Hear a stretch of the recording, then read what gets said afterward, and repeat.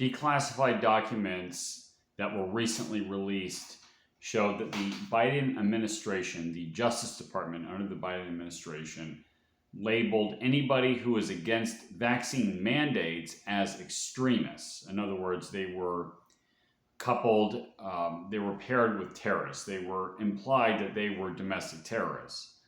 Now, this is not a surprise.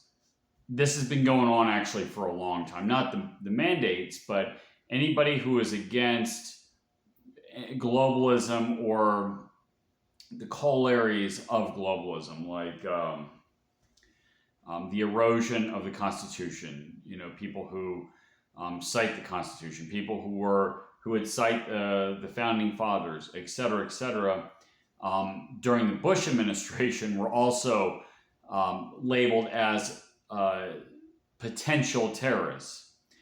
This is something that I wrote in my book, and I put the footnotes to this, to the actual documents that were released, and these were internal documents. They were actually labeling certain parts of the American population that weren't going along with the authoritarian program as extremists, domestic terrorists, as a problem.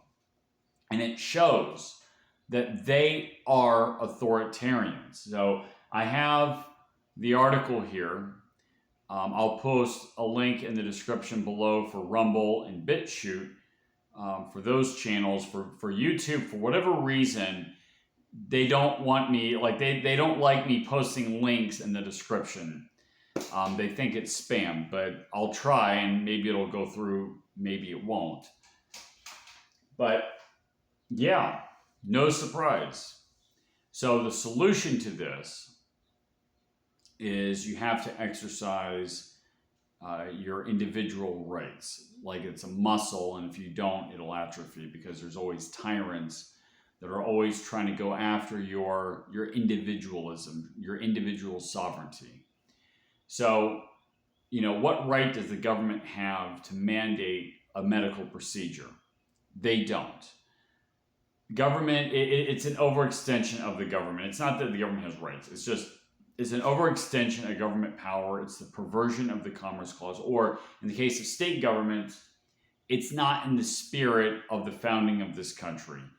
The founding of this country was based on the spirit of Aristotle's, based on the assumption that an individual had the ability to reason and make rational decisions, that individuals were not stupid and had the right to pursue their own happiness.